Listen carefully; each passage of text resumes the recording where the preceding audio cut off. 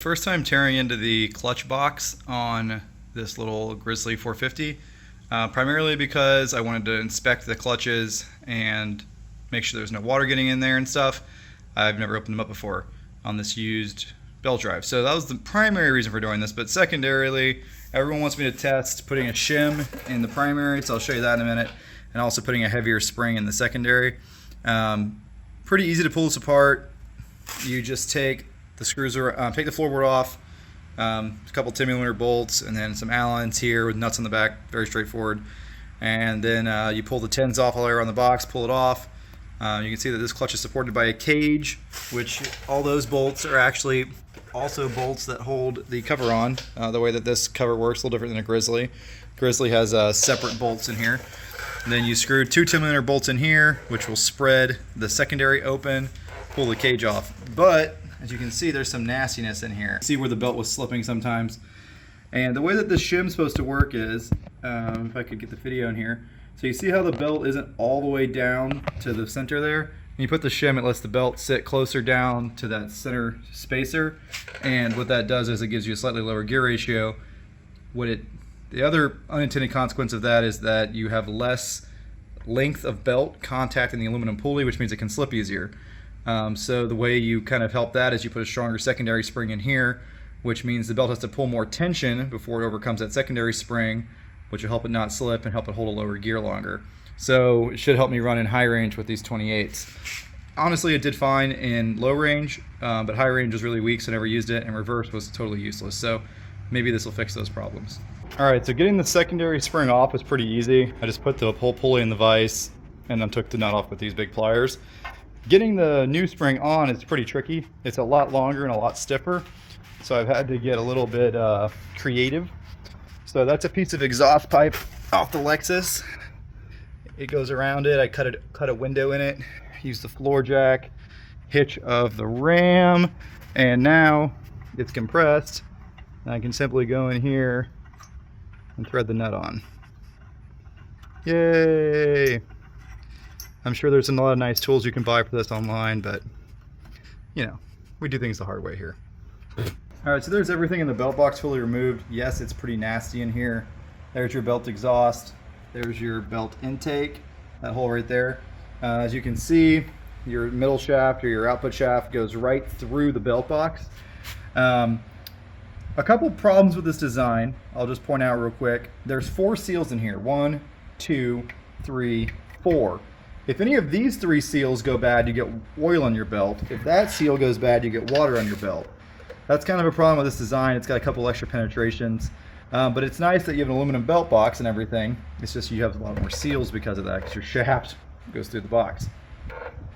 As for where all this oil is coming from, that seal down there could be leaking a little bit. I don't know, or it could just be slinging grease out of the primary. I'm going to clean everything, put new grease in it, and put a new belt on it and reassemble it, obviously. We got our blue spring here, and here's our shims. The shims are pretty easy. I got a 4-pack.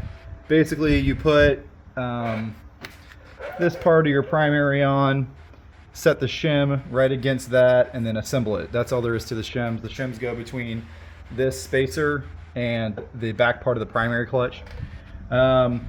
And yeah, that's it. That should help, but the amount of grease in here is just gross. It's a belt drive problem. You can see right there where those bolts are, that's your wet clutch behind there. And that's that. Not a whole lot more to say about this setup. It's just, you know, belt drive problems. This particular one, its downside is you have grease slinging everywhere. I don't really know if there's anything wrong with it.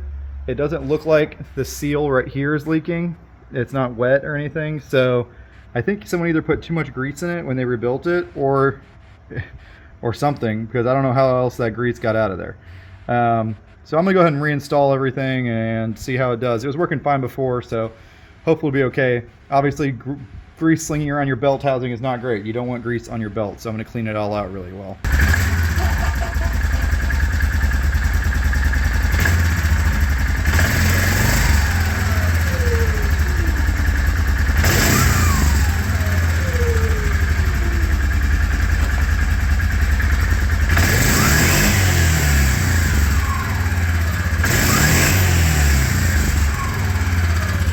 A much slower upshift than before. Basically, it takes a lot more RPMs to upshift now, which is kind of what you want for mudding. Belt tension still feels pretty good even with the shims. So I think 1.3 is a good idea for this thing. Might be a little bit much for a Grizzly, but a 660, I mean.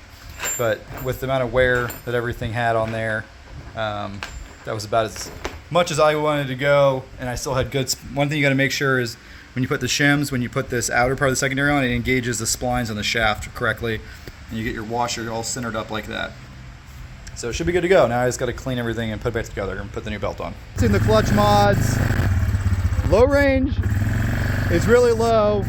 High range seems a little more usable because it upshifts so slow now with that heavy secondary spring.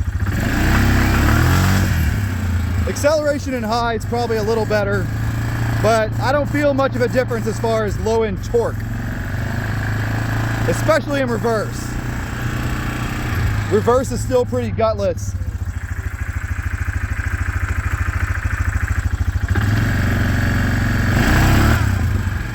Yeah. Well, the real test will be Holopal, but so far I don't feel a huge difference from the Shim.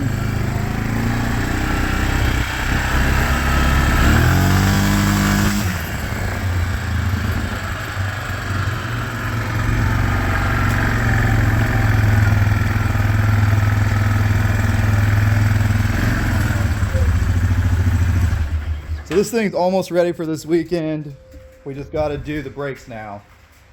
Got a new caliper and rotor. This is for the Grom. The solenoid on the Grizzly 450 went out last ride. I had to use a screwdriver to start it, which is very annoying. So in order to make this more reliable, instead of just replacing the factory Yamaha shitty solenoid that goes out with water all the time, I decided to upgrade to a Honda 300 rusty solenoid I had laying around. These things are known to last forever.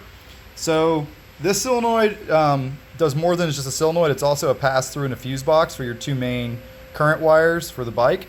So I'm using both now. I'm using this just as a fuse holder, basically, and this is a solenoid. So this is your wire. You're hot from your battery. It goes here. That delivers power to here, which delivers power to the fuses through that little leg right there. And the fuses deliver power to these two wires, which powers the bike up. Pretty simple. These two wires, the white one comes from when the ignition's on, that's power to the relay, and that's ground to the relay. So you always have this when the key's on. When you press the button, you get ground. So when the key's on, that has power, that has ground. Bike will turn over, relay will click. So what I effectively did was I just bypassed the solenoid part of this Yamaha one with a Honda one to increase waterproofness and reliability. I could have just used some inline fuse holders, but I didn't have any, so I'd use the original solenoid as a fuse holder. And I think it'll all tuck down in here. I think there's going to be just enough room.